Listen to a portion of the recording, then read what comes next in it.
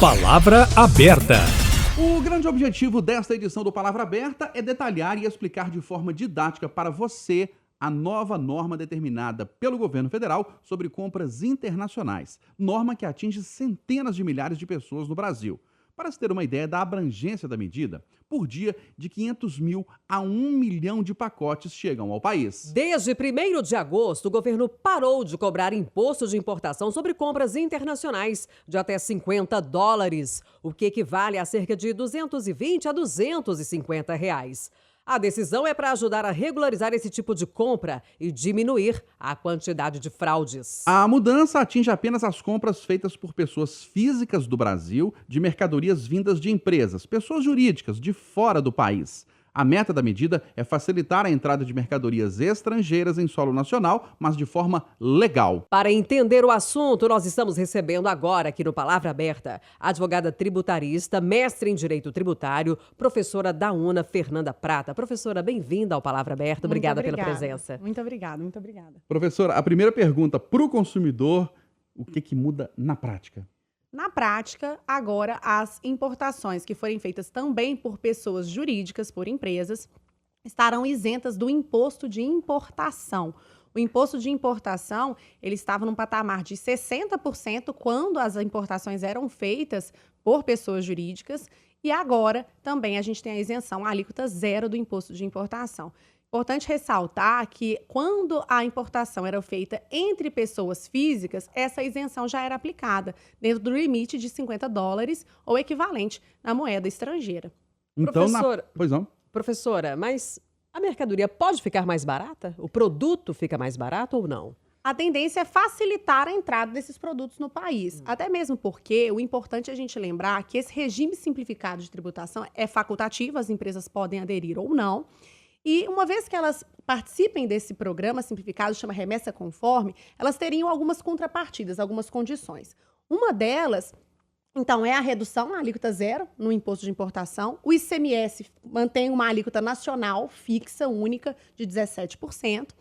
E a facilitação também na própria questão logística da mercadoria. Porque normalmente a mercadoria chegava, ia para um centro de distribuição, isso demorava, fazia uma triagem. Então agora, como as informações são passadas previamente para a Receita Federal, essas mercadorias, quando chegam, elas vão fazer uma análise de risco, a Receita faz uma análise de risco e já vai ser liberado para o consumidor. Então, além de ficar mais barata, a tributação não ter na parte de envios por pessoas jurídicas, nós não termos o imposto de importação até $50, o que tinha antes, nós teremos também a maior facilidade na própria circulação. Então, logística de deslocamento, de armazenamento, a encomenda ainda chega mais rápida para os consumidores. Pois é, mas com esse ICMS cobrado, não tem chance até da mercadoria ficar mais cara, não?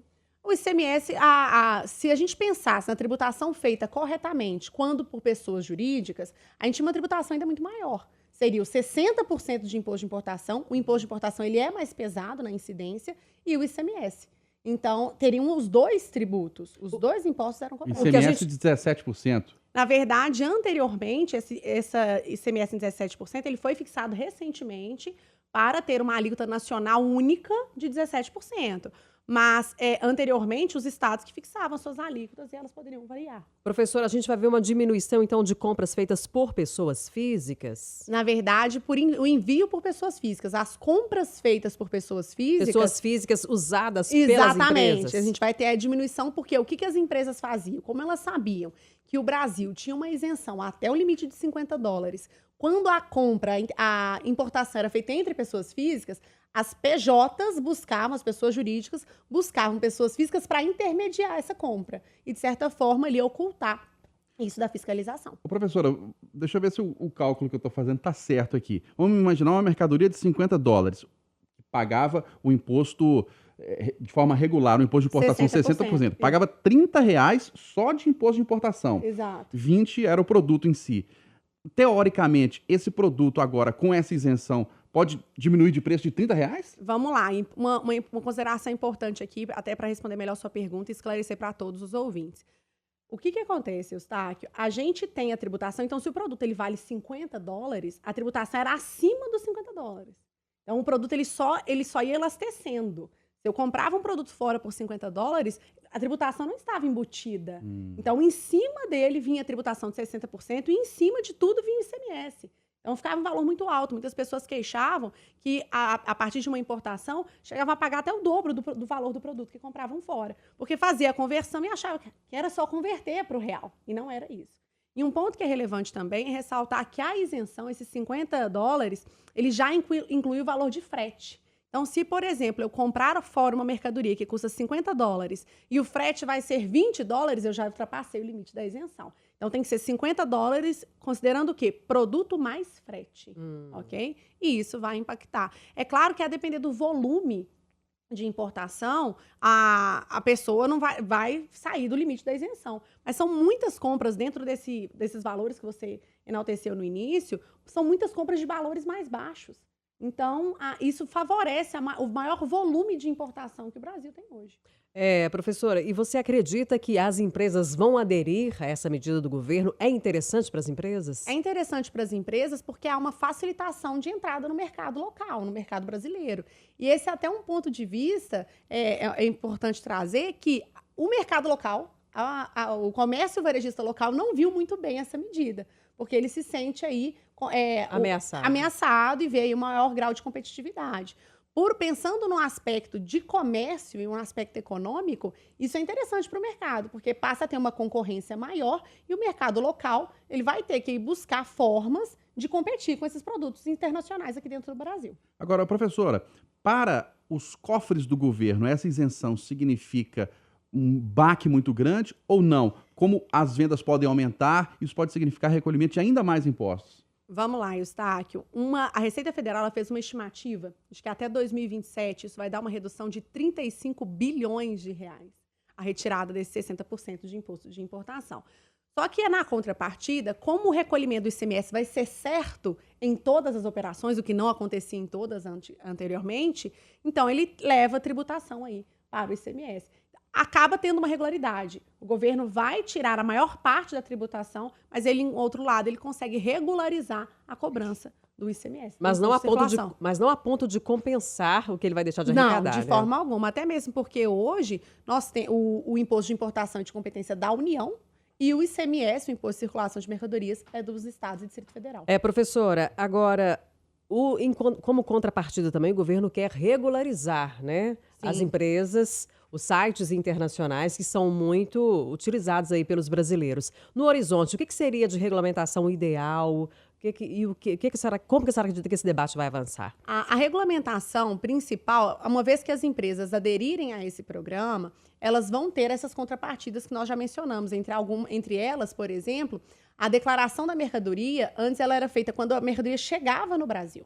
Então, calculava-se a tributação quando a mercadoria chegava. A obrigação para as empresas agora é já fazer o recolhimento da tributação antes. Então, vai ter um mapeamento dessas importações.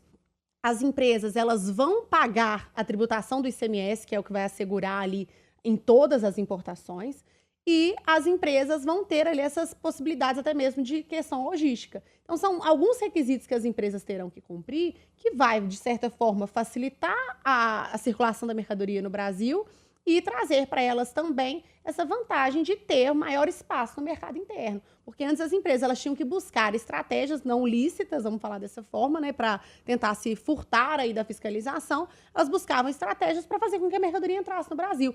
Fazia o fracionamento de pacotes, as pessoas recebiam em vários pacotes, utilizavam as pessoas físicas como intermediadoras. Então, isso tende a trazer aí uma maior facilidade para essa importação. Ô, professor, agora uma pergunta final. A senhora vê um grande ponto negativo nessa medida ou não? Ela é uma medida 100% positiva para o consumidor, para as empresas, para os cofres públicos, para a economia do Brasil? Eustáquio, que se a gente for parametrizar pelo consumidor, pela economia do Brasil, isso é uma medida popular, porque é uma medida de redução.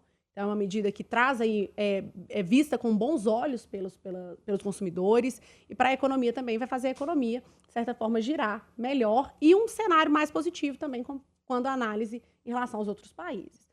Acho que a única pessoa, né, que não fica feliz com essa mudança é o varejista local.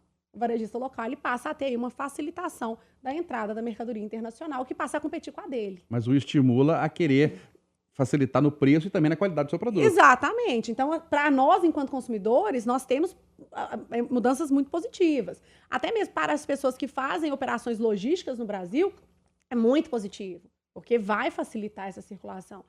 O único ponto que eu vejo negativo seria realmente para o comércio varejista local, que se vê ameaçado. Mas se souber utilizar disso como uma benesse, é trazer competitividade, melhorar a qualidade e o preço para que o seu produto seja valorizado. E o atendimento também, né? Porque o atendimento certeza. pode fisgar o cliente. Com certeza, com certeza. Nós recebemos no Palavra Aberta, nesta edição, a advogada tributarista, mestre em Direito Tributário, professora da UNA, Fernanda Prata, explicando, detalhando para você a nova medida do governo federal de isenção, de não cobrar mais imposto de importação sobre compras internacionais de até $50. Isso, pessoas físicas comprando de pessoas jurídicas do exterior. Professora, obrigado pela presença da senhora, pela contribuição, grande abraço. Muito obrigada. Obrigada, até a próxima.